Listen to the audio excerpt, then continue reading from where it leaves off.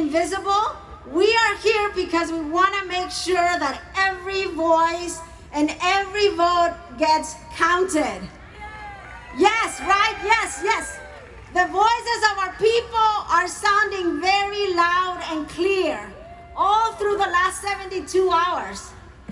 As every ballot is being counted, the beautiful voices of our people are coming through with persistence, resilience, and determination. My name is Zulma Arias, and I'm the Director of Immigrant Rights and Power Building at Community Change and Firm Action. And I am a proud Latina immigrant from El Salvador who at the age of 13, together with my niece and nephew, 3 and 4 years old, scared and tired, crossed 3 borders to get here. And let me tell you, in this moment, I stand and I think about my journey as a Salvadorian immigrant. You should think about your journey, because at this moment, I am proud that I got here at the right time, at the right moment, to fully own the fact that as immigrants, as women, as Latinas, as people of color, we are saving this democracy. We have got to own that. Let's own it. My vote, the vote of my daughters, was for every immigrant, from every Salvadoreño that is making this country better. Better not just for us as Salvadorians, better for every one of us. Building a country where everyone counts. We have worked too hard for too long, and we have suffered enough. We are ready for every vote to count, and we are ready for our voices to count. We are saying no more to Trump, no more to the divisiveness, no more to our children being locked up, no more to our black and brown brothers and sisters being shot in the streets. We're going to defund the forces that are imprisoning us and killing us. This is for our vision of change and inclusivity in a country where everyone counts. Count every vote now. We have spoken. We will fight until every voice counts. And guess what? This is just the beginning. Because like my sister said earlier, we are ready to fight to make sure that the promises that have been made to our people get fulfilled. We are not yet. We have only just begun, because we're ready to fight for the country we all want. Thank you everyone. It's an honor to be here with you. The Latino voter turnout in this election had a huge impact. In this year alone, 2020 working class Latinas cast more than 1.8 million early votes. He tried to bury us.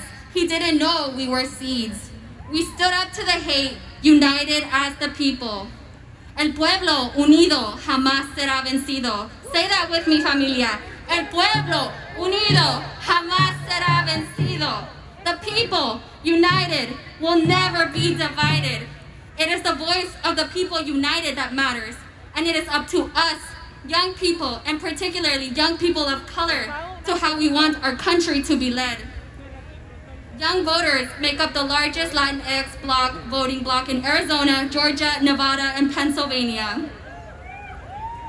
Young people have spoken, and we are using our vote as our voice against bigotry, fascism, racism, and ignorance that Donald Trump and his cronies have instilled upon this country. We showed up for you at the polls. Show up for us in funding and policy decisions you make. Trump cannot stop the count. He cannot stop our democracy. My ancestors have fought long and hard for. We were here in this country, and we continue to contribute to it greatly. It is up to us, the people. Thank you so much. Muchas gracias. And as always, si se Longer puede. than 4 years. We have been in our communities, listening and building power so that this moment was possible. We have shown up. We have registered to vote. We have educated voters, educated our families, our friends. And that's why we're here today, because all the ballots have been cast, and we want to make sure that after we did all that work, all votes are counted.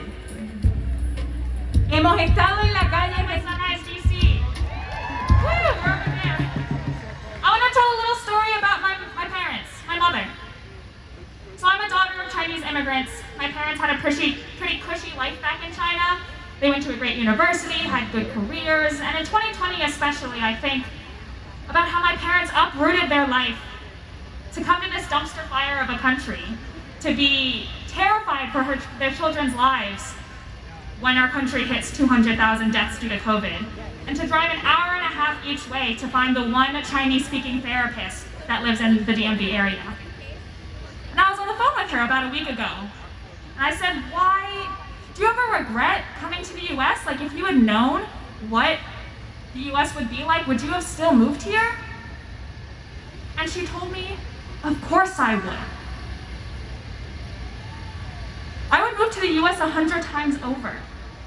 By coming to the US, they gave themselves and me a chance to fight for the democracy that they moved to fight against these injustices. I have rights. Yelling about the government with Sunrise Movement every day, I have rights that they would not dare to dream about having in China. Activists in this country fought for my right to vote, and my voice matters, and I can never take that for granted. And this hopeful optimism that we're all feeling in this election right now with Pennsylvania and all of that is because all of you and me and Sunrise Movement and all of these organizations worked together and harnessed this democracy in our favor. We shared our stories on social media. We convinced our friends and family. We got out the vote. We put on trainings. We earned this result together, doing our part in a long history of activists of fighting for justice. And we're going to take time this week to celebrate how we've exercised our freedoms to take back power, because joy is crucial to sustaining the movement. That's right. But once we finished our rest, once we finish celebrating, we also need to remember that electoral politics is only one of the pillars of power that we need to seize. Trump is not the end of Trumpism. When this guy leaves office, that's not the end of injustice. Come Inauguration Day in January, our immigrant families will continue being harassed by ICE. Black boys will still be getting murdered by the Metropolitan Police Department. The Piscataway tribe still won't have their land back. DC shelters will still have bed bugs, and climate change will still be coming to kill our crops and flood our homes. So while we celebrate this victory, we must also use it as fuel and inspiration to push us even harder to create a livable future for all of us. This election is evidence that when people get organized, when we connect with our stories, and we get vulnerable and support each other through this work, we can topple pillars of power. We have the power to take down dictatorships. Our ancestors have done it throughout history, and we can do it again. So my call for action to each of you, if you're not already, is to join an organization and get stuff done.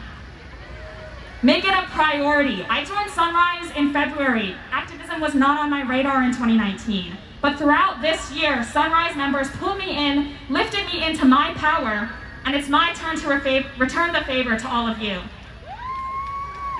We're working with a fierce optimism to bring a decade of change to DC, throw our weight into the housing crisis head on, build a BIPOC-led, a people of color-led, intersectional climate movement,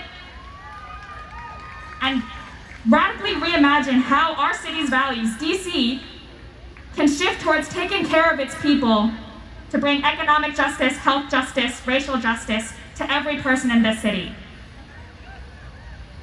We're moving into this next year with the righteous determination to ensure that our communities are not sacrificed, that we're lifted up, to create jobs for everyone in our city, to get council members like Charles Allen, Alyssa Silverman to vote for us, or work for us, not vote for us.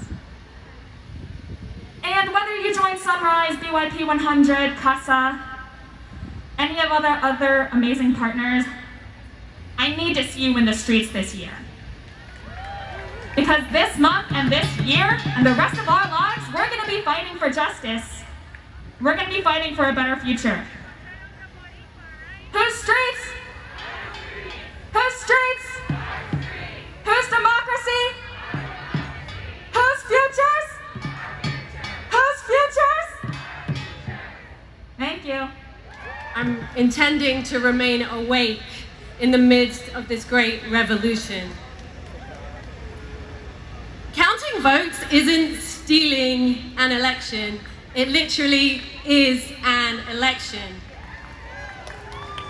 And this is an unprecedented moment, and we need to make sure that every single vote is counted. As LaDon mentioned, I'm with Universities Allied for Essential Medicines, and I represent a group of students, creatives, and everyday people all over the world who are fighting against COVID-19 and for access to life-saving medicines for everyone. This includes life-saving tests, treatments, and a safe and effective vaccine, one that isn't rushed for political gain, and one that is safe and effective for everyone, everywhere, and most importantly, free for everyone if they choose to take it. Who is with me when I say health is a human right? Yeah? Say that again. Health is a human right. Let's be real. The outcome of this election will in many ways determine who will live and who will die. This illegitimate administration's COVID-19 response has led to the deaths of over 234,000 people in this country. That is more than any other country in the world. And 1 in 5 of those deaths are our Black and brown friends, family members, and colleagues. We cannot let this criminally negligent response continue unchecked. People in this country and all over the world are depending on these votes being counted. It is shocking for allied countries to see America not as a democracy, but as a racist, fascist republic that ignores the popular vote. And today we find ourselves at a day of reckoning. The world we are fighting for does not depend on one politician. It depends on all of us here. We need to organize and we need to build power to fight for health equity and justice now and into the future. And the premature claims of victory are illegitimate, dangerous, and authoritarian. Please count the votes and respect the results.